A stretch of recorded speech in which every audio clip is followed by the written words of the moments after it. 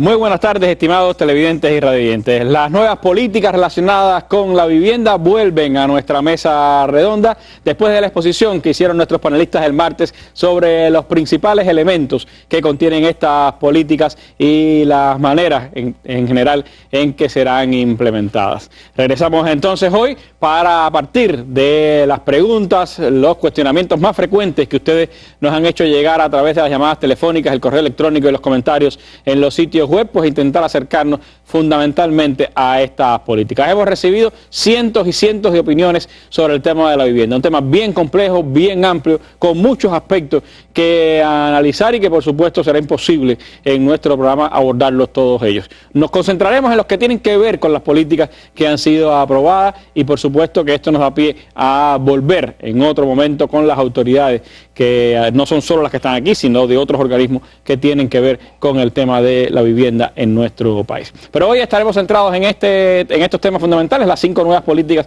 aprobadas, y contaré, como el martes, con el concurso en nuestro panel de la compañera Yusimí Campos Suárez, directora nacional de Prevención, Asistencia y Trabajo Social del Ministerio de Trabajo y Seguridad Social, la compañera Orisilvia Fernández Hernández, quien es la directora de la Dirección General de la Vivienda del Ministerio de la Construcción, y el compañero Vladimir Regueiro Ale, director de Ingresos del Ministerio de Finanzas y Precios. Como cada jueves, en nuestro seguimiento a los temas nacionales, Aixa Evia González, vicepresidenta primera de la Unión de Periodistas de Cuba, me estará acompañando y ha estado siguiendo sus opiniones en la internet. Les propongo que nos acompañen en los próximos 55 minutos de programa.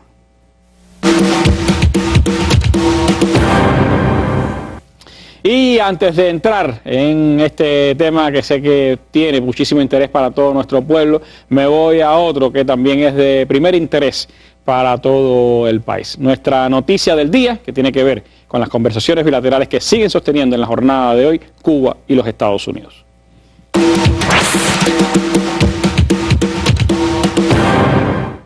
Durante la mañana de este día 22 de enero, las delegaciones de Cuba y los Estados Unidos, la norteamericana presidida por Roberta Jacobson, la secretaria de Estado asistente para el hemisferio occidental, y en el caso de la delegación cubana, pues presidida por la directora de la Dirección General de América del Norte de la Cancillería cubana, Josefina Vidal, pues sostuvieron importantes conversaciones en horas de la mañana sobre el proceso de establecimiento de las relaciones bilaterales entre nuestros dos países, mientras en la tarde pues han estado reunidos discutiendo un grupo de temas bilaterales de interés para ambos países, como asuntos relacionados con el combate al narcotráfico, los derrames petroleros, los accidentes aéreos y navales en nuestra región y otros que atañen a asuntos bilaterales de interés para Cuba y los Estados Unidos. Durante la jornada de la mañana, el debate sobre el tema del restablecimiento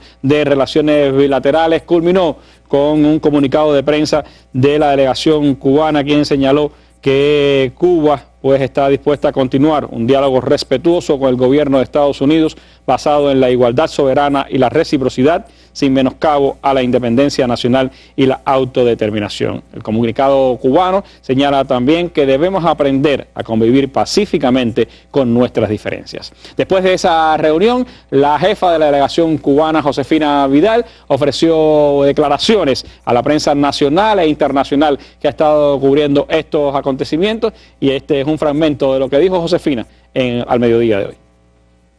Como conocen, hoy sostuvimos la reunión sobre el restablecimiento de relaciones diplomáticas. Esta reunión se desarrolló en un clima respetuoso, profesional y constructivo.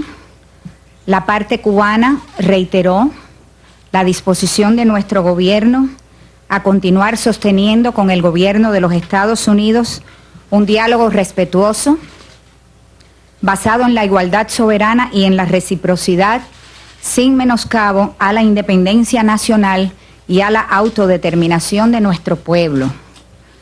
Asimismo, ratificamos el compromiso de Cuba con el mejoramiento del clima bilateral y nuestra voluntad a seguir avanzando para normalizar las relaciones bilaterales. Por nuestra parte, enfatizamos también que las relaciones diplomáticas y la apertura de embajadas deberán basarse en los principios del derecho internacional refrendados en la Carta de las Naciones Unidas y en las convenciones de Viena sobre relaciones diplomáticas y consulares. Para Cuba, esto significa el respeto recíproco al sistema político, económico y social de ambos estados y evitar cualquier forma de injerencia en los asuntos internos o amenaza a los elementos políticos, económicos y culturales de ambos países. Así señalaba Josefina Vidal, quien además reiteró durante su intervención que nadie puede pretender que para mejorar las relaciones Cuba renuncie a sus principios, ni que negociará aspectos de una política que ha sido reconocida como fracasada, ni a elementos del bloqueo por cambios internos en nuestro país, dijo Josefina Vidal. Según refleja el portal web Cuba Debate, señaló la jefa de la directora general de América del Norte de la Cancillería cubana, que lo que se trata es de establecer relaciones civilizadas entre dos países que tienen profundas diferencias y concepciones distintas sobre diversos temas, pero que pueden convivir de manera civilizada y pacífica, reconociendo y respetando esas diferencias e identificando oportunidades para encontrar áreas de interés común en las que podamos desarrollar una cooperación beneficiosa para nuestros países, para la región y para el mundo. Así dijo la jefa de la delegación cubana a estas conversaciones, mientras también después de la reunión de la mañana, la jefa de la delegación norteamericana, la subsecretaria de Estado Roberta Jacobson, señaló que la primera ronda de conversaciones ha sido un diálogo positivo y productivo. Así se refería a este encuentro la jefa de la delegación de Estados Unidos. La primera ronda de conversaciones ha sido un diálogo positivo y productivo. Hemos debatido en términos concretos y reales las medidas que hay que tomar para restablecer las relaciones diplomáticas entre nuestros países. Hemos debatido la apertura de las embajadas en nuestros respectivos países y cómo esperamos que opere la Embajada de Estados Unidos en La Habana. Estas nuevas reglamentaciones anunciadas por el Departamento de Hacienda y de Comercio de los Estados Unidos la semana pasada demuestra la gran cantidad de acciones que han tomado Estados Unidos para ejecutar los compromisos del presidente de Estados Unidos con respecto a la nueva dirección que debe tomar la política de Estados Unidos a Cuba. Nuestros esfuerzos de normalizar las relaciones será un proceso muy largo y no se va a limitar al establecer relaciones o en la apertura de las embajadas. Hoy hemos dado nuevos pasos en nuestra nueva dirección. Muchísimas gracias. Bueno, así dijo la Jacobson al terminar esta reunión bilateral de la mañana, referida específicamente al tema del restablecimiento de las relaciones bilaterales, que como ya ha dicho, será un proceso largo para lograr la normalización de las relaciones entre ambas naciones. A su vez, en la tarde, las delegaciones estuvieron reunidas para abordar diversos temas de la agenda bilateral. Entre los temas que están en esa agenda está la cooperación en el enfrentamiento a la inmigración ilegal, la interdicción del tráfico de drogas, las posibilidades para evitar o limitar el impacto de derrames de petróleo en las áreas limítrofes y también las gestiones de búsqueda y salvamento en caso de accidentes aéreos y marítimos, así como el monitoreo de movimientos sísmicos, entre otros importantes asuntos. En medio de esta sesión de la tarde, pues un alto funcionario de la Cancillería cubana pues ha hablado con la prensa. Se trata de Gustavo Machín, el vicedirector general de Estados Unidos de la Cancillería cubana, quien señaló a la prensa en medio de la sesión de la tarde que Cuba reiteró su propuesta de sostener un diálogo respetuoso en torno al tema de los derechos humanos sobre bases recíprocas, donde se puedan exponer sus preocupaciones sobre este tema, y dijo que la delegación oficial cubana expresó sus preocupaciones sobre el ejercicio de los derechos humanos en Estados Unidos y las experiencias de la isla en este campo y su contribución a otros países. Mi delegación reiteró su propuesta de sostener un diálogo respetuoso sobre bases recíprocas entre Estados Unidos y Cuba en un futuro en el que nosotros podamos abordar nuestras posiciones con nuestras preocupaciones sobre el tema de los derechos humanos, dijo Gustavo Machín, reitero, vicedirector general de Estados Unidos en la Cancillería cubana. Nuestra noticia del día, un acontecimiento sin dudas de trascendencia que está teniendo lugar en La Habana y que ha colmado hoy los principales titulares de las agencias noticiosas y también de importantes medios de comunicación en todo el mundo. Así comenzamos nuestra mesa redonda de hoy. Vamos a entrar ya en el tema de la vivienda, que sé que es de mucho mucho interés para nuestro pueblo.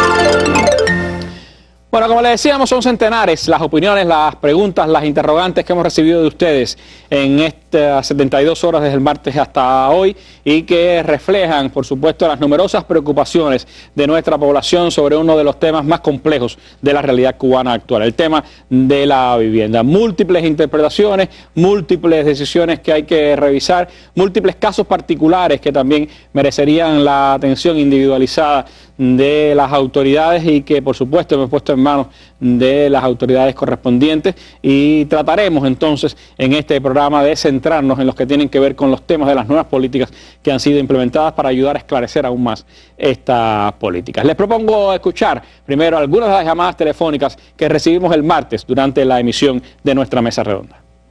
Yanni Reyes, municipio de Tahuasco, provincia de Santi Espíritu. Yo presenté hace más de un año un subsidio por la casa de la vivienda de mi abuela, que ha sido afectada en varias ocasiones por algunos ciclones, condiciones climatológicas del tiempo, fundamentalmente el techo, y su estado constructivo ha ido deteriorándose, el cual no se dio respuesta nunca de su aprobación o no. Si la casa está en una situación crítica, ¿a dónde podría referirme a no ser el Consejo de la Administración del municipio? Gladys de la Caridad Martínez Alfonso, municipio de Guanabacoa. Yo hace 2 años que yo solicité mi subsidio. Tengo mi número de expediente. Entonces a mí se me hizo la visita de trabajadores sociales y la visita del UMI. Entonces me dijeron que tenía que esperar respuesta del Poder Popular. Entonces yo lo solicité. El 26 de julio yo fui para que la compañera me atendiera, cosa que no me pudo atender. Le di el número y no me atendió. Entonces ahora volví a ir y me dijeron que tenía que pedir una entrevista con el presidente, que dan 5 turnos nada más para él, que es el que está encargado en eso. Pero que yo tengo un hijo inválido, cero positivo, y en realidad la casa se me moja completa, nada más tengo 2 partes que no se me moja. Yo no pido para placa, para ver si me ponen otro signo o algo, es lo que quiero nada más. Doña Caridad Sánchez Amat, soy del municipio de Huira de Melena, de Artemisa. Desde abril del 2014 yo tengo aprobado mi subsidio y somos mi papá viejito, enfermo y yo, y todavía no nos han dado respuesta. Cada vez que voy me dicen que no hay presupuesto. Marisa Montada Rodríguez y soy del municipio de Jibara, Holguín. Mi padre era combatiente en el ejército rebelde y le dieron el subsidio. Yo vivía con él y al morir él, ¿cómo quedo yo? Elisa Rodríguez, en Laguna. Yo no tengo la propiedad todavía. Es un de eso que no puedo permutar y es para arreglar. Y como si yo fui a buscar para que me dieran un subsidio, me dijeron que yo tenía que primero hacer la propiedad. Marbelis Urgeyes Navarro, vivo aquí en Matanzas, pero mis padres viven en Baracoa, en Trabajo del Túa. Ellos desde el 2012 tienen un subsidio que se lo aprobaron y no han querido darle nada ahora y tienen 1000 problemas, tienen un caso grande. Tengo una hermana que tiene retraso mental y a ver qué se puede hacer y pueden darle solución a este caso. Bueno, el tema de los subsidios sin duda es el más reiterado en las opiniones de toda nuestra población, un asunto sensible sin duda para la población cubana a pesar de los más de 60.000 que han sido concedidos ya en los últimos años. Pero Aiza Evia tiene más detalles a través de los comentarios de ustedes en las páginas web y vámonos ahora a nuestro primer momento de la sección de Internet.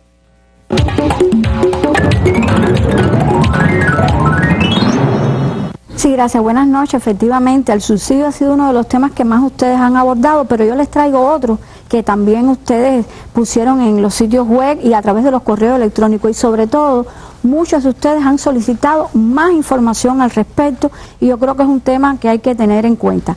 Ana María es una de las primeras personas que le voy a comentar qué le preocupa a ella. Ana María dice, me interesa mucho el tema de la vivienda porque vivo en Siboney hace 46 años y el año pasado fue que tuvimos el derecho de legalizar nuestra vivienda. En estos trámites quedó mi familia como arrendataria permanente con derecho a permutar la vivienda, pero ahora hay ciertos comentarios, dice Ana María, en el barrio de que Siboney pasó a estado de zona congelada, es decir, que no podemos ni permutar siquiera.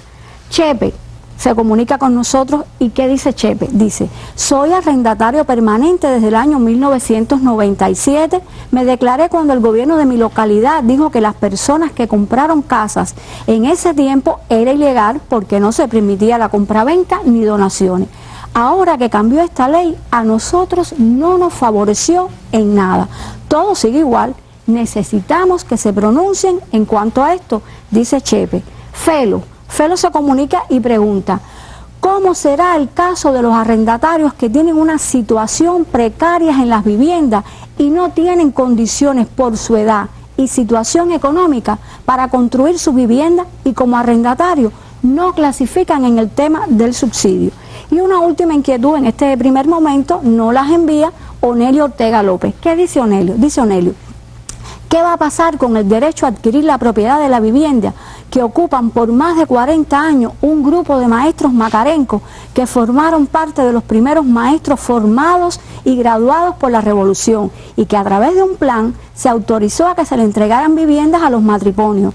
Estos maestros atendieron a tiempo completo a los miles de campesinas, niños y jóvenes de los lugares más intrincados del país que en los primeros años de la Revolución llenaron las escuelas y albergues en los repartos de Miramar y Siboney. Hasta aquí, Randy, este primer momento de inquietudes de la población. Gracias, Aiza, por estos comentarios en nuestra mesa redonda.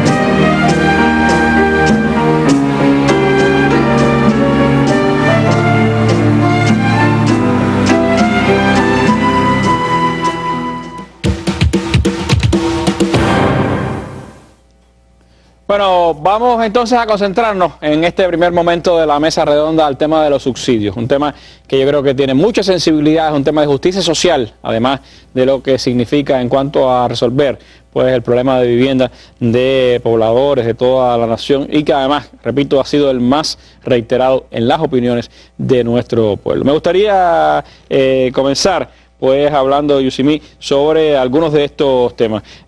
Hay opiniones, unas que tienen que ver con personas que han solicitado el subsidio y han estado esperando durante varias semanas o meses y no les han dado respuesta sobre ese subsidio. Hay otras que hablan de que el subsidio les ha sido aprobado, sin embargo no les ha asignado el dinero para ejecutar esa obra constructiva. Y están pues otra pregunta que pide esclarecer. ¿Qué pasa cuando a una persona se le otorga el subsidio, fallece y los convivientes en la casa qué pueden hacer para que ese subsidio se haga efectivo? Sobre estos tres casos y también los elementos fundamentales que yo creo que pudiéramos reiterar sobre el tema de la nueva política en el caso de los subsidios, pues pudiéramos explicarle a la población. Sí, Randy, buenas noches. Bueno, hoy estuvimos en el foro debate, también a través de los correos, bueno, de las llamadas a la mesa, hemos estado pendientes de situaciones similares a las descritas al inicio de esta mesa. Primero, comentarte, como decíamos anteriormente, que este es un tema, el tema de que hay mayor demanda, mayor solicitud de subsidios que el financiamiento que disponen los territorios para solucionarlo. Esto es un tema que aconsejó evaluar el reglamento actual. De ahí que hay un grupo de principios que su intención es solucionar este problema. Primero, los consejos de la administración deben convocar como mínimo 2 veces al año a la población para que realice su solicitud y debe establecer las fechas, las etapas que tiene la Dirección Municipal de la Vivienda para tramitar y para solucionar este tema. Realmente recordemos que este financiamiento parte de la venta liberada de materiales de construcción y que no siempre la cantidad de presupuesto que hay es suficiente para el nivel de solicitudes que tiene cada territorio. Y mientras más material de construcción se venda, más dinero habrá disponible para subsidiar entonces a las personas. Para poder solucionar. Hay una correlación entre una cosa y la otra. Ahora, lo que sí no es permisible que la persona haga una solicitud y que no tenga una respuesta a este trámite. Es una obligación del Consejo de la Administración Municipal informar. El reglamento actual establece 45 días a partir de la solicitud que haga la persona. Esto sí, no es permisible que no se el Consejo de la Administración tiene la obligación de decirle sí o no. Claro, es un ¿se la deber aprobó o no se la aprobó informar, o está pendiente? Correcto. Y también si hay presupuesto o no hay presupuesto, la persona tiene que estar informada sobre el proceso que está realizando. Tú comentabas otro tema que también es importante y varias personas lo mencionaban, tanto convivientes, familiares, como personas que tienen derecho a los inmuebles, que fallece el titular, la persona que ha sido beneficiada de ese subsidio. Esto puede pasar tanto por fallecimiento como por salida del país u otras causas. Los principios actuales establecen que la persona puede solicitar la continuidad del subsidio, siempre que sea un conviviente o una persona que tenga derecho a ese inmueble. ¿Qué corresponde? Bueno, hacer la solicitud y a la Dirección de Trabajo, a los trabajadores sociales, evaluar esta nueva situación, las nuevas circunstancias. Recordemos que se realiza una caracterización del núcleo, indagar sobre quienes lo componen, todos los elementos fundamentales para poder determinar la insolvencia económica del nuevo núcleo familiar y bueno, a partir de ahí, de forma expedita, debe enviarse al Consejo de la Administración Municipal. Aclarar que la persona que se le apruebe este subsidio tiene los derechos y las obligaciones que el beneficiario original y que en el contrato se debe hacer un nuevo contrato y una nueva licencia de construcción y el contrato es por el monto que no se ejecutó en el momento que falleció ese beneficiario. Yo estabas hablando de revisión y en los fundamentos, los principios de la nueva política que ha sido aprobada, una de las cosas que apuntaba en el ámbito de los subsidios era establecer mayor disciplina y control sobre los que se estaban entregando. Hay varias denuncias dentro de las que recibimos en las opiniones sobre personas que consideran que recibieron el subsidio sin realmente merecerlo, sin realmente necesitarlo. Sobre ese particular también se han hecho valoraciones. Sí, por ejemplo, ahora se aprueba que se puede cancelar el subsidio siempre que se compruebe, por ejemplo, que la persona dio declaraciones falsas, que hay informaciones que no son las correctas y se le da la facultad al Consejo de la Administración Municipal que se cancele ese subsidio. Similar situación si la persona se le dio el beneficio y deja por alguna razón de realizar las acciones constructivas o de reparación en su vivienda. Otro tema, la transparencia del proceso. Se incorpora como principio que los consejos de administración municipal deben elaborar un procedimiento divulgativo de todo ese proceso y de informar tanto de la convocatoria como de sus resultados para que nuestra población conozca a quién se le dio y las razones que se tuvieron en cuenta para este otorgamiento. Hay que ganar en veracidad y en transparencia en todo el proceso. ¿Algún otro elemento que quieras reiterar sobre la nueva política? Sí, me parece que estos son los fundamentales, la efectividad que debe tener este proceso, la transparencia y que realmente, Randy, el financiamiento que dispone el país para esto se dirija a las personas con situación de vulnerabilidad, a las personas afectadas por algún evento climatológico y destacar que también un elemento que va a ayudar a esta transparencia y a esta objetividad, la correcta ejecución de esta política, es definir el concepto de insolvencia económica.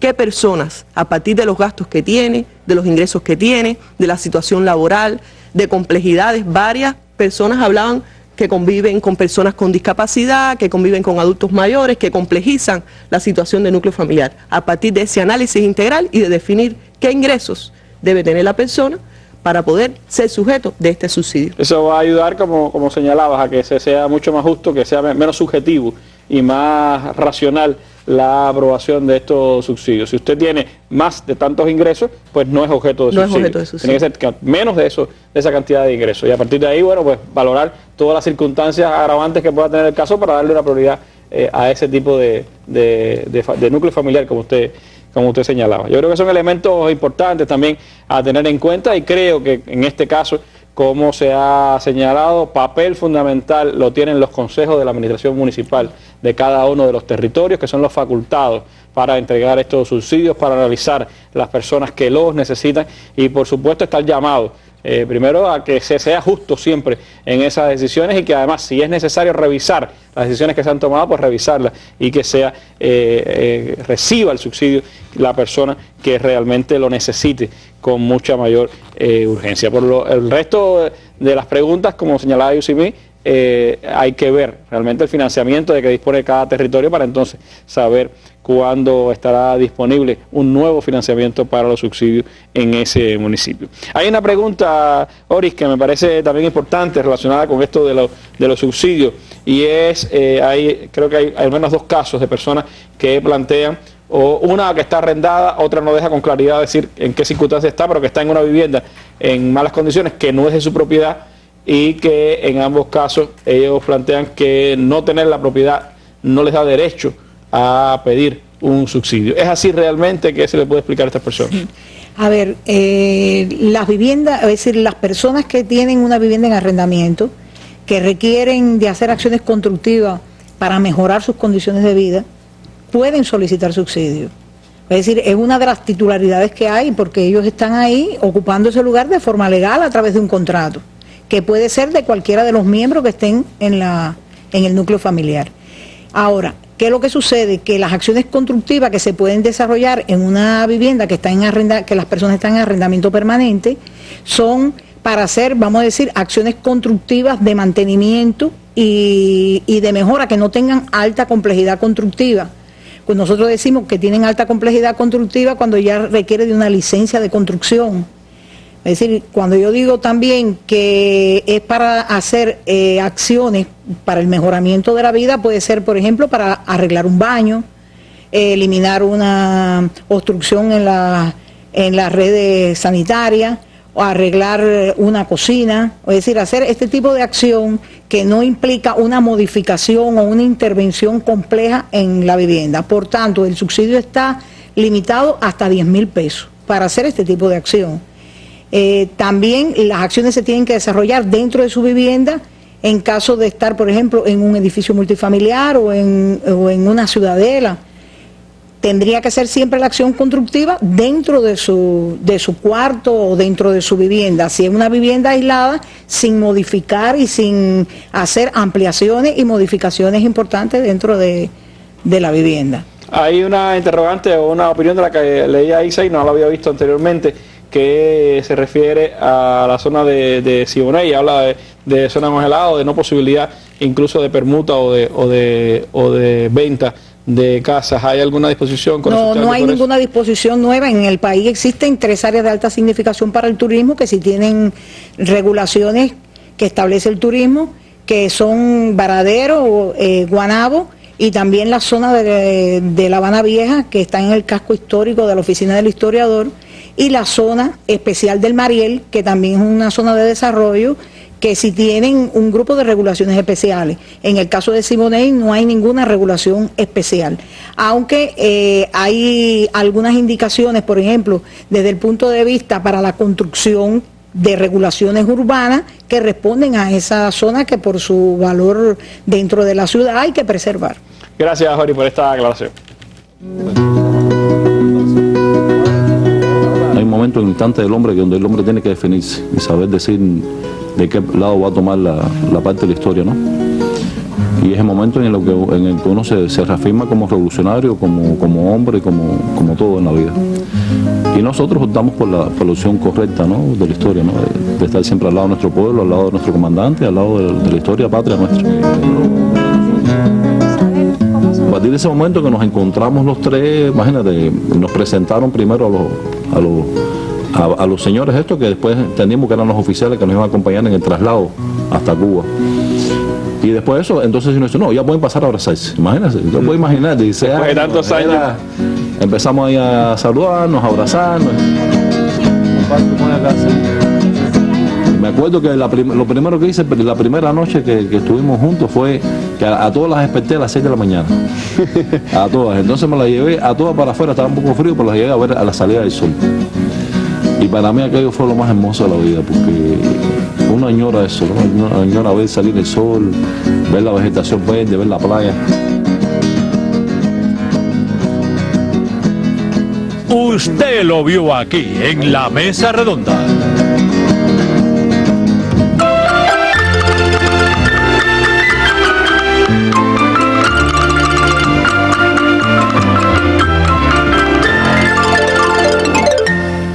Bueno, otros temas de las políticas explicadas el pasado martes también causaron la atención de ustedes, algunas interrogantes, dudas que quedaron de lo que fue explicado. Yo les propongo escuchar algunos de los comentarios que nos llegaron a través de la web. Aiza Evia vuelve con nosotros aquí a La Mesa Redonda y después escucharemos también algunas llamadas telefónicas. Vámonos con Aiza.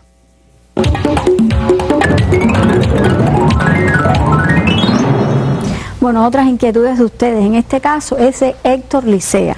Dice Héctor, veo bien todo el reajuste en la política de la vivienda. Ahora bien, aunque no se ha modificado el valor del impuesto y dice 4% del valor de la transacción, tengo una duda en este aspecto. ¿Ese impuesto lo debe pagar solamente el vendedor o ambos? Vendedor 4% y comprador 4%. Eduardo Rodríguez Cruz también se ha comunicado y dice, soy propietario de una vivienda vinculada en MOA. Ya estoy terminando la documentación para que me hagan la propiedad. Tengo la resolución, pero ahora, según vivienda, debo pagar el 4% del valor actualizado de la vivienda, la cual solo yo he arreglado. Y sigue diciendo Eduardo, tengo entendido que se paga el 4% de la compra y venta de vivienda, pero busqué en la Gaceta Oficial y en ningún artículo dice de que cuando vaya a gestionar la propiedad de mi vivienda, que he pagado durante 20 años, debo pagar este 4% de un valor nuevo de la vivienda. Y dice Eduardo, ¿esto es cierto? Y si lo es, ¿dónde está legislado? Pregunta Eduardo. Y también Papillón, así dice esta persona que se llama, dice, necesito se explique con claridad cómo va a ser el impuesto sobre venta de casas, que por supuesto, dice él, no puede ser igual al impuesto por donación, pues si hay donación, no existe dinero por medio. Daisy también se comunica y dice, deseo donar mi apartamento a mi hija. Es obvio que de padres a hijos no hay fenómeno de evasión de impuestos ni compraventa. Tendría también que pagar el impuesto de acuerdo al valor referencial. Y una última inquietud, Randy, es de Andy. Dice Andy, ¿cómo quedaría el nuevo precio de mi casa si el dinero declarado en el proceso de compraventa es muy superior al nuevo precio? ¿Cuánto pagaría de impuesto el comprador y cuánto yo como vendedor? Hasta aquí las inquietudes. Gracias, Aixa, por estas opiniones que sin dudas también abren otros temas de los que se explicaron el pasado martes y que son novedosos, como este tema del valor referencial, que creo que Vladimir podrá darnos más elementos aquí en la mesa redonda. Pero escuchemos llamadas telefónicas también que inquirieron sobre estos asuntos y que nos pueden dar claridad sobre qué es lo que está pensando nuestro pueblo acerca de esta política. Ana Lidia de Bauta. Yo quisiera saber por qué si uno hace una permuta, paga todos los servicios notariales, paga todos los impuestos que hay que pagar y por permutar, que lo que estoy haciendo es cambiando una casa por otra, también tengo que pagar un impuesto. Yo soy Catalina Garcés de aquí de Jiguaní. El vecino mío, Julio Echeverría, quiere saber que su casa tiene 21 años de estar arrendada y quiere saber cuáles medidas van a tomar, que dijeron que le iban a hacer propietarios y está en duda si las van a hacer o no lo van a hacer, qué medidas van a tomar, hasta cuántos años van a tener que seguir pagándola. La Sarabequi Romero Morera, soy del municipio Caimito y tengo una duda sobre el caso de mi papá que vive en un medio básico en la empresa genética Los Naranjos hace muchos años y esas viviendas no se han desvinculado. Mi padre ya es jubilado de esa empresa y quiero saber ¿qué perspectiva tiene el país con respecto a las casas vinculadas fundamentalmente de la empresa genética Los Naranjos en el municipio Caimito, provincia Artemisa? Rosa Macías Pavón, de Holguín. Yo le ruego, hablen y expliquen algo sobre los arrendatarios, que llevamos muchos años pagando y tenemos algún día la esperanza de tener nuestra propiedad.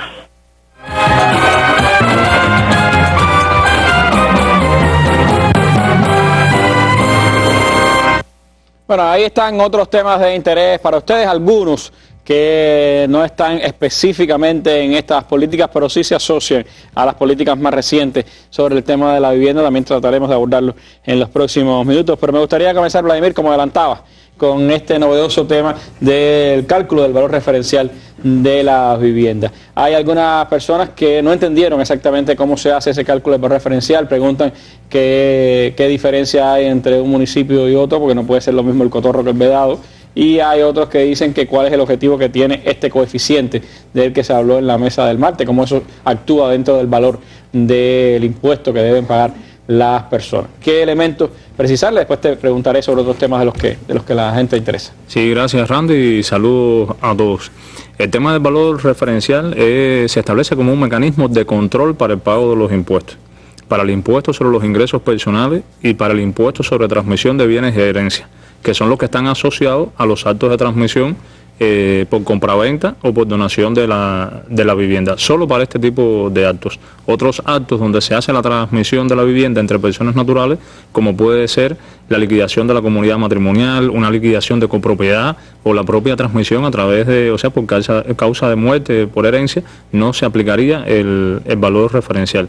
Y hablamos de que es un mecanismo de control para diferenciarlo, de esa idea de que en los propios correos, en las consultas, nos decían como si fuesen nuevos impuestos o que se va a cobrar más impuestos que lo que estaban establecidos. No, son los mismos impuestos, pero evaluado el comportamiento en el pago que han tenido las personas que han estado obligados ha habido mucha subdeclaración. A toda esa subdeclaración, a la simulación de los actos, declarando que se trata de donaciones cuando en realidad se ha verificado que son compraventas, que se establece este mecanismo de control. El principio de que se pague por el valor de la transferencia está establecido en la ley y se ratifica en esta política. Las personas pactan libremente cuál es el valor de esa transferencia, a qué precio van a vender la vivienda, y por ese valor es que deben pagar los dos impuestos, pero siempre que ese valor sea superior al valor de referencia. El valor de referencia sirve de límite mínimo para calcular el impuesto. Ese es el objetivo que tiene este valor de referencia. Es decir, que usted siempre, por el cálculo del tipo de casa que tiene, el lugar donde está ubicado, etcétera, sabe más o menos cuál es el valor que se está moviendo en el mercado, y se supone que ese valor referencial que usted le está poniendo es un mínimo dentro de lo que en realidad se está vendiendo en esos lugares. ¿Cómo eso actúa el coeficiente, estas características que explicabas el martes? Vamos a detenernos en este tema. Uno de los principios para el establecimiento del valor referencial es que los mismos tomen o que observen cuál es el comportamiento que han tenido todos esos actos de transmisión, a cómo se están vendiendo realmente las viviendas, pero no para que lo cual quiere decir que el valor referencial no es estático, puede moverse de acuerdo a cómo estén. No es estático, pero este principio que explicábamos es que se observe a cómo se están vendiendo, pero no que sean iguales. Siempre este valor referencial va a estar por debajo de los valores reales. Son referenciales para la aplicación del impuesto. Y en su consideración, en su determinación, se han tomado en cuenta las características de la vivienda, la tipología constructiva, el tipo de cubierta que tienen las mismas, el número de dormitorios, si poseen garajes, si poseen patios, todos estos elementos que van aportando valor para el cálculo del impuesto. Y algo que es fundamental y se determina a partir de los coeficientes de ubicación.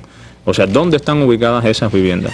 Porque en dependencia de ello es que también se conforma un valor para las transacciones. No es lo mismo o ni se vende igual una vivienda que está ubicada en el municipio Cotorro a una que está ubicada en el municipio Plaza de la Revolución. Y para lograr esa diferenciación en el pago del impuesto es que se establecen esos coeficientes, que explicábamos que son 5 coeficientes, desde 7 a 1.5, en dependencia de la ubicación que tienen las viviendas. Se diferencian las ubicadas en capitales de provincia o en las zonas de alta significación para el turismo, como es el caso de Varadero. Para cada uno de estos supuestos se establece ese coeficiente de ubicación. Que entra dentro de la multiplicación que hacen para saber cuál es el valor referencial, ¿no? Sí, y como este es un término, es un indicador que se va moviendo sistemáticamente, la política prevé una actualización de esos valores de referencia. Y esta es una responsabilidad que se ha encomendado, se ha dado al Ministerio de Finanzas y Precios para que evalúe sistemáticamente cuál es este comportamiento y pueda hacer las adecuaciones de los valores referenciales. ¿Cómo pueden obtener las personas más detalles a la hora de hacer sus cálculos? ¿De cuánto puede costar? ¿Cuál sería el valor referencial de una casa en cualquiera de los territorios del país? ¿Quiénes pudieran ayudar a dar más información sobre eso? Bueno, estamos explicando en estos momentos las políticas. Una vez que las normas sean emitidas, se publicarán a través de la Gaceta y se estarán a consulta de toda la población. Y en relación con las facilidades para el pago o uso de este valor referencial, también uno de los principios de la política es que no se requiere un personal capacitado, especializado para hacer el pago del impuesto.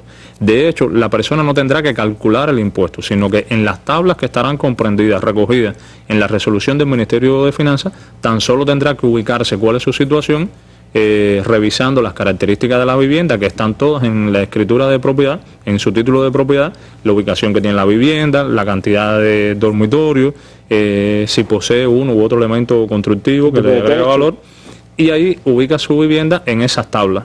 Y el dato final, la columna final de esa tabla le va a indicar el impuesto que debería pagar si el que está declarando o en el que pretende vender la vivienda o declarar por el que vende la vivienda es inferior a este valor referencial. Y que sobre todo este es un valor que está relacionado con los impuestos. El acto de compra-venta es libre determinación de quien vende y de quien compra.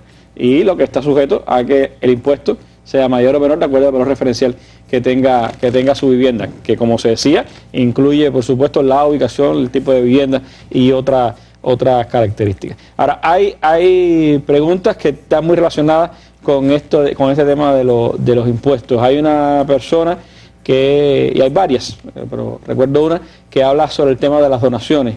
Dice, bueno, yo le quiero donar la vivienda a mi hija, debo pagar un impuesto por esa donación. Otro que decía, voy a hacer la donación a mi familia más cercana, tengo que tener en cuenta el valor referencial a la hora de pagar los impuestos.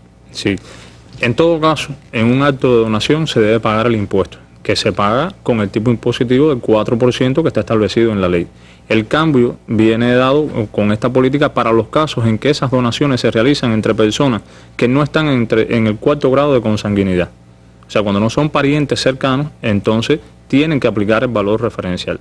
Pero si se trata, como el caso que se explicaba, de una donación de un padre a un hijo, o incluso de un abuelo a un hijo, en este caso no tiene que aplicar el valor referencial. Se aplica el valor legal de esa vivienda, que es el que está recogido en el título de esa propiedad. Y siempre se tendría que en cualquier acto de donación hacer pago de impuestos. Siempre tendría que hacer el pago de impuestos, como también, y ya respondemos otra de las consultas, hay que pagar el impuesto sobre transmisiones de bienes y herencias en el caso de las permutas. En las permutas se da un intercambio de bienes que tienen una valoración diferente en la mayoría de los casos. Y cada permutante tendrá que pagar el impuesto a razón del 4% del valor legal. Este acto de las permutas, que es una forma de intercambio, una forma de transmitirse la vivienda entre personas naturales, no aplica, o sea, en este caso no se aplica el valor referencial. Son los valores que están establecidos. Los valores legales de la vivienda. Exacto. Y otra de las preguntas es que si tiene que pagar indistintamente el vendedor, el comprador, en este caso dice el impuesto. Bueno, en la compraventa se dan dos impuestos, o sea, se aplican dos impuestos. En el caso del vendedor que obtiene un efectivo, tiene un ingreso por esa venta que realiza de la vivienda, está gravado con el impuesto sobre los ingresos personales y debe pagar el 4% del valor de esos ingresos que obtiene. Y el comprador, quien su patrimonio se incrementa por la obtención de esa vivienda, tiene que pagar el impuesto sobre transmisión de bienes y herencias, también a razón de un 4% del valor que hayan declarado. Es decir, los dos casos son 4%, pero son dos impuestos diferentes. Uno es un impuesto para el vendedor sobre ingresos personales y el otro es para el comprador sobre patrimonio, al adquirir una edificación, una vivienda, un patrimonio personal. Hay otro tema de impuestos, Vladimir, que es la persona que señala es arrendataria o está en este caso creo que era en una vivienda medio básico y que ahora le han asignado la propiedad. Y él señala, bueno, me van a cobrar el impuesto por la propiedad, pero eso va a ser en base al valor que tenía la vivienda cuando me hicieron el contrato inicial para asignarme esa vivienda, o me van a cobrar el impuesto en base al valor que tiene la actual vivienda porque yo le he arreglado, yo le he dado elementos agregados a esa vivienda. Sí. En ese caso, ¿qué es lo que sucede? Sí, evaluamos esta consulta que nos fue remitida desde MOA y tiene dos partes. Una, que pregunta si tiene que pagar el impuesto y dónde está establecido. Sí tiene que pagar el impuesto. En este caso hay una transmisión de propiedad. Se trata de una entidad, una persona jurídica que está transmitiendo la propiedad de una vivienda, está transmitiendo esa vivienda hacia una persona natural, que ha estado, en este caso era una vivienda vinculada. Y la ley 113 recoge que para estos casos donde la transmisión se realiza por resoluciones administrativas, en este caso operará o se extenderá una resolución de la Dirección Municipal de la Vivienda, tendrá que pagar el impuesto a razón del 4%. Nos resulta en estos momentos imposible precisar si tendrá que pagarlo por uno u otro valor de los que él hace referencia. Tenemos los contactos con los compañeros de la vivienda, indagar y precisarle al respecto. En principio tendrá que pagar el impuesto por el valor que quede recogido en ese nuevo título de propiedad, el que se reconozca como valor legal de esa vivienda, pero hace referencia a dos valores y necesitamos mayores elementos para puntualizarlo. Pero el principio es ese: todos los actos de transmisión de vivienda tienen que pagar impuestos. al 4% en relación con el valor legal en este caso, porque el valor referencial solo está establecido o está previsto para actos de compraventa y donación entre personas naturales. Ese es un tema sin duda que tiene que ver con muchas personas que están viviendo en medios básicos, es una de las normas jurídicas que habría también que precisar. Sin duda es un elemento importante tener en cuenta para todos nuestros televidentes, nuestros radioyentes, que estamos hablando sobre base de políticas. Todavía faltan las normas jurídicas de estas políticas y por lo tanto nosotros tendremos que volver aquí a esta mesa redonda. Hemos pedido el concurso de los compañeros cuando ya estén las normas jurídicas para continuar esclareciendo sobre este tema, porque hay cosas que todavía no están definidas a partir de que sí está la política, pero no está la norma jurídica que la acompaña. Lo importante era sobre todo adelantar estos temas de las políticas que se habían aprobado, había cuenta de que había bolas, rumores en la población sobre estas medidas que incluso algunos planteaban, contradecían decisiones que se habían tomado anteriormente, que no son así, que nosotros pues hemos aprovechado el espacio para explicarle a todo nuestro pueblo. En ese mismo contexto, Ori, hay algunos temas que, aunque no están directamente vinculados a las nuevas políticas, pues sí tienen que ver con asuntos que vimos hace unos meses en las políticas aprobadas y que además de alguna manera inciden en lo que estaba pasando ahí. Empezaría por una que tiene que ver con los temas de ahora, y es las preguntas de varias personas que escucharon, han visto una posibilidad en el anuncio de la política que tiene que ver con casas que el Estado comenzó a construir, no ha finalizado de hacerlas y que ahora las va a transmitir a personas naturales, a particulares, para que finalicen esas viviendas y puedan hacerse de la propiedad de esas viviendas. Ese proceso, ¿cómo se está haciendo? Algunas personas indagan, ¿puedo yo inscribirme en algún lugar? ¿Puedo pedir esa posibilidad de terminar una casa que el Estado estaba construyendo? ¿Qué ha pasado con ese proceso? ¿En qué estado está? Bueno, este trabajo partió de un levantamiento que se hizo de viviendas que venía construyendo el Estado y que estaban paralizadas. Y habíamos informado que unas 21.223 viviendas estaban en este estado. De ellas, en ese levantamiento se identificaron 16.887 que tenían posibilidades y condiciones para que pudieran ser terminadas por esfuerzo propio de la población. ¿Qué pasa? Que la mayoría de estas viviendas tienen ya definido su beneficiario. Son viviendas que por lo general están en zonas rurales y ya no son viviendas de interés o el interés inicial que tenía cuando se inició la construcción. Ya a lo mejor le inició una empresa, le inició una entidad. Correcto. Entonces, como tiene definido ya un beneficiario que por lo general participó en la construcción directa de esa vivienda, la primera oferta, por supuesto, se tiene que hacer a esa persona que ya estaba prevista. Ahora, si hay viviendas que no tienen definido ese beneficiario o beneficiarios que no le interesa que pasen esa vivienda o él terminarla por esfuerzo propio porque ya sus intereses cambiaron, está previsto en la política que se oferte a los casos priorizados, fundamentalmente a los afectados a los damnificados por los huracanes y otros desastres naturales, a personas que sean albergados, a casos sociales o algún otro, y además que tienen derecho a solicitar todo lo que está establecido para la construcción por esfuerzo propio de las ayudas que da el Estado, que es solicitar crédito, que es que puede solicitar el subsidio en caso que le corresponda, con los principios que están establecidos en esa política. Ese es un tema creo que de mucho interés y que despertó quizás algunas esperanzas en algunas personas, pero lo realista es que ya esas 16.000 viviendas están prácticamente para estos casos, ¿no? Randy, las personas se tendrán que dirigir a hacer la solicitud, en caso de que existe esa posibilidad, a las direcciones municipales de la vivienda, que son los encargados de tramitar su aprobación por los consejos de administración municipal del Poder Popular en cada municipio. Bueno, ese es un tema que era reiterado en varios de los comentarios. Hay otro que sí viene de las políticas aprobadas hace unos meses, aunque de cierta manera se emparenta con las cosas que hemos venido hablando, Ori, y es el tema de los medios básicos y las casas asignadas. Había una persona, la escuchábamos, que hablaba del caso de una empresa genética y pregunta, bueno, su papá llevaba muchos años en una vivienda asignada y pregunta si en algún momento podrá tener la propiedad de esa vivienda. Así lo hacen otras personas que están en estas situaciones y que siguen preguntando. Tengo entendido, lo hablábamos aquí hace unos meses en la mesa redonda, que a partir del 5 de enero comenzaron a implementarse aquellas políticas de las que hablamos en el 2014. ¿Qué explicar sobre este particular? A ver, con la implementación del decreto ley 322, se estableció las políticas y se establecieron todas las normas legales para darle el tratamiento a las viviendas vinculadas y medios básicos.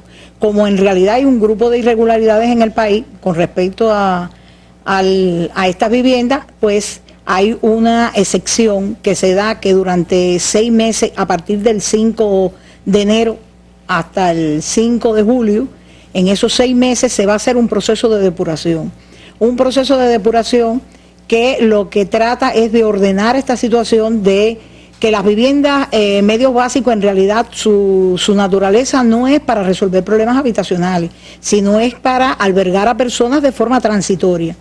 Las viviendas medios básicos y vinculadas en este proceso de depuración, los jefes de los organismos podrán determinar el estatus que le va a dar a cada una de ellas, teniendo en cuenta que están ocupadas y que hay diferentes situaciones. Personas, por ejemplo, que tienen un contrato de vivienda vinculada o tenían un contrato de medio básico y fallecieron, pues podrán ser transferidas en propiedad. Si el jefe del organismo lo entiende, puede reubicar esa familia. Lo importante es que ninguna de esas familias se va a quedar desamparada ni van a ser extraídas de esas viviendas. Y que la mayoría de ellas, y no se establece ningún tipo de limitante de tiempo para hacer la transferencia de la propiedad. Se le deja la facultad al jefe del organismo o a quien él designe que lo represente en esos actos. Y puede transferir en propiedad sin ningún tipo de dificultad. Aclarar que en aquel momento lo dijimos que hay una condición, y es que las viviendas no pueden tener acciones de construcciones ilegales ni ningún tipo de ilegalidad, puesto de que eso sí impediría hacer cualquier tipo de trámite con una vivienda vinculada y medio básico. Así que este tipo de vivienda puede tener solución de manera casi inmediata, porque ya está en vigencia, la decisión sobre este sentido, y que todo está en manos de los jefes de cada uno de los organismos para poder enfrentar esta. Yo pienso que podríamos sugerir que las personas se acerquen a los jefes de entidades que son dueños de ese medio básico o de esa vivienda vinculada y hagan la solicitud expresa, dando los argumentos que ellos tienen para solicitar que cambie su estatus en esa vivienda. Bueno, creo que ese es un tema que por lo reiterado también vale la pena esclarecer en esta mesa redonda. Por último, Ori, un tema el más polémico, pudiéramos decir, que nos persigue desde mesas anteriores sobre el tema de la vivienda, es el tema de los arrendatarios o usufructuarios permanentes, que son las personas que hicieron compraventa de viviendas cuando no estaba autorizado por la ley y por lo tanto fueron penalizadas con el tema del arriendo. Esas personas preguntaron hace unos meses y vuelven a preguntar ahora si hay alguna solución para poder obtener de alguna manera la propiedad de las casas que en algún momento compraron. Sobre eso, ¿hay alguna indicación, alguna solución en este momento? A ver, las personas que están en arrendamiento permanente en las viviendas, es decir, este tema, como bien se acaba de decir, lo tenemos identificado ya como un tema prioritario. Está ya en proceso de estudio la política que se va a seguir con los arrendamientos de vivienda, pero referido a esto todavía no tenemos una política definida y no, por supuesto, no hay nada implementado nuevo, pero sí está en el centro de la atención y de los estudios, y próximamente tendrá que tener una respuesta estas inquietudes, porque son bastante generalizadas, incluyendo arrendatarios que fueron sancionados por compraventa de vivienda cuando era ilegal y por otras ilegalidades y otras sanciones que se impusieron. Es decir, también son temas que tenemos que atender porque también hay planteamientos por estas personas. No, reitero que ha habido muchísimas opiniones, muchísimos criterios, temas de edificios multifamiliares, temas de propiedad, temas de personas que están reclamando, que están pidiendo ayuda para acceder a una vivienda, es decir, temas diversos que tienen que ver con el sistema de la vivienda en el país, pero que por supuesto no están en el centro de las políticas que estuvimos analizando y que necesitaríamos pues otros especialistas, otras entidades que también participaran de esta mesa redonda para poder atenderlo. De todas formas, todas han sido recogidas, todas han sido entregadas a los compañeros en los diversos ministerios que tienen que ver con estos temas, y en los que tenemos correo electrónico o teléfono, pues habrá la disposición de nuestras autoridades de comunicarse, de buscar también pues soluciones o respuestas a las problemáticas que se plantean. Y hemos concordado todos los aquí presentes y los compañeros de los organismos que nos han estado acompañando en estas mesas redondas, que habrá que volver cuando estén las normas jurídicas de estas nuevas políticas para seguir esclareciendo sobre estos temas y además ampliar incluso a otros temas del asunto de la vivienda nuestra próxima mesa redonda. También hay disposición a abrir en el sitio web Cuba Debate pues una sección sobre el tema de la vivienda que permita esclarecer dudas y dar más información a todo nuestro pueblo. Así que les propongo que estén al tanto de esas próximas informaciones y es un tema del que estaremos pendientes aquí en nuestro programa por la importancia, repito, que tiene para todo nuestro pueblo, por ser uno de los problemas más complejos que enfrenta hoy nuestra sociedad. Le agradezco a los panelistas que me han acompañado en esta tarde, el tiempo se nos ha agotado y por supuesto todavía quedan cosas por las que seguir hablando. Yo les propongo vernos mañana en una nueva mesa redonda, estaremos aquí hablando de valores como cada viernes en nuestro programa. Le agradezco a los panelistas y me despido con nuestras imágenes del día. Hoy el presidente Evo Morales comenzó en Bolivia su tercer periodo de mandato